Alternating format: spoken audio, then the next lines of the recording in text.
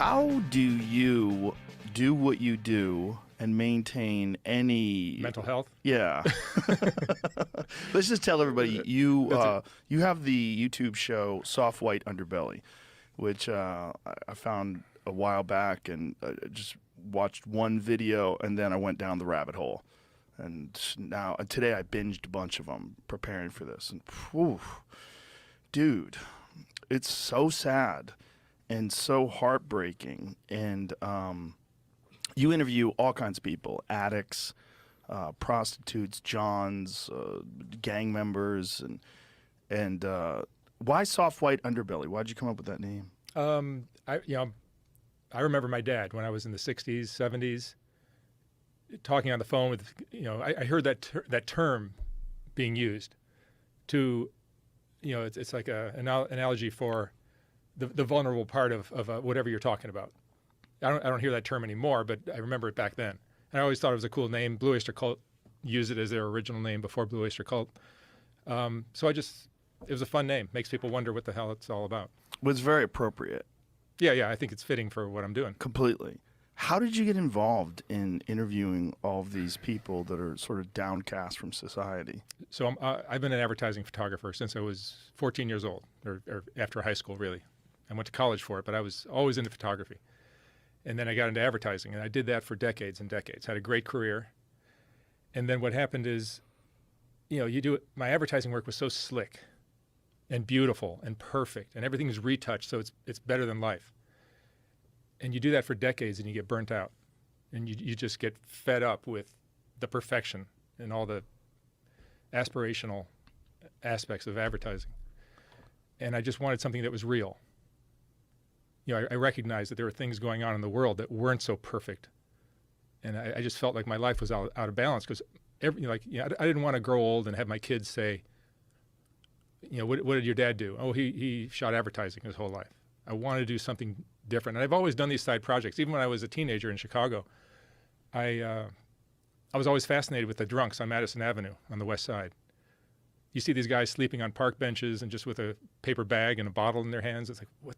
It was such an interesting lifestyle to me because I didn't grow up like that. I grew up, in a pretty perfect household. Mom and dad, parents loved me. It was great. But I was fascinated with all that dark stuff. And that continued throughout my career. I was always doing portraits of people like that. And I didn't really do much with it until about 1999. I started working, while I was doing advertising, I would sneak away whenever I had a hole in my schedule, which wasn't often, but over 9 or 10 years, I went to each of the lower 48 states and started photographing everything that exists in the U.S. Cowboys in Wyoming, drunken Indians in New Mexico, ballerinas in New York City, repo men in Oklahoma, auto mechanics in Alabama, pedophiles in all over the country, polygamists in Utah, the Amish in Pennsylvania, just everything that kind of fits for that's Pennsylvania, they have Amish there. So I would pick that and I'd hunt it down and find it. So I got really good at finding these subcultures that we've all heard about, but you didn't really know if, some of them are easy to find. Drug addicts are easy to find. But there's other subcultures that I've found that are more difficult to find and certainly difficult to photograph and now really difficult to interview. So I did that book, came out in 2010. It's called Created Equal. And I was really proud of it. Put, my heart and soul into it. But it didn't really, I would sit at a table when somebody's looking at it and they would go, oh, what did he sound like? What did the cowboy sound like? How did he get like this? How did he get this career? What was his childhood like? All these questions. And I honestly didn't know it for each of these 200 portraits in that book.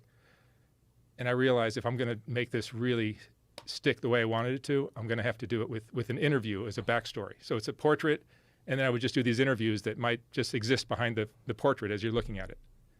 And that's how I started. And I always had studios like on Skid Row. While I was doing advertising in LA, at my LA studio, I'd have another studio down on Skid Row, which was, cheap, and I would just sneak away there on slow days and just photograph all the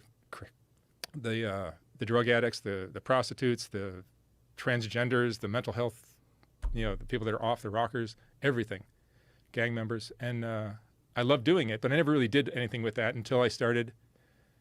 Canon came out with a Canon 5D, which is a still camera that did video. And I just was playing around. I never shot video in my life. And I'm like, let me just put this thing on a tripod and interview somebody. And there was this girl, Caroline, who was a heroin addict, prostitute down on Skid Row. And I was like, hey, I got to know her. And I said, hey, would you want to just sit and tell me your life story? And she goes, sure, I'll do it. So she sat down and did this. And it was heartbreaking. Like, Jesus, I just hit a grand slam my first time at bat.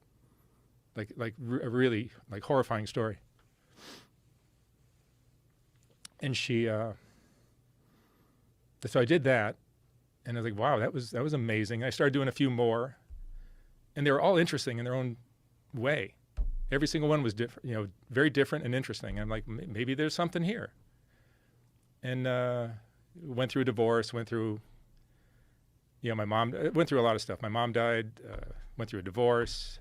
My advertising industry changed a lot in those years. Like this was like 7, 8 years ago. And I gave up my studio, and I just kind of like didn't know what I was doing with my life. And I had all these storage units for all my studio equipment and my furniture. I was building a house, so I had all my furniture in the house. I had like 4 or 5 different storage units around the city. I'm like, let me just consolidate all these into one big space, and maybe I'll have room for a studio up front. And I'll start doing those portraits and those interviews I was doing on Skid Row before, and just see if I enjoy doing that, because I didn't know what I want to do with the rest of my life. I was like, I wasn't doing advertising anymore, and I didn't know what I was. I was just drifting, and I started doing these, and I just loved it. And I started doing them every day, and I've done it pretty much every day for over 3 years now. What you're doing is almost the exact opposite of advertising. It's a reaction that's slick, aspirational. Yeah. I shot Apple for 10, 12 years and made these products look amazing, right? They had to be perfect. And I'm like, life isn't perfect. Life is messy. Life can be really messed up. And I longed for that. So that's what this is. I got all these skills, all these chops of how to interact, how to find these people, how to interact with them, how to find them, how to connect with them, how to get their trust from doing Create Equal, where I did that for 10 years, and I was interacting with all kinds of people, from Hell's Angels down to from pedophiles, everything, you name it, everything that exists in the U.S. I got, when I first started, I was really shy, and this is going to be really hard. I decided this was my project. This is what I'm going to do. But when I first started, it was like, man, this is not my personality type, to go up to strangers and tell them what I want to photograph you.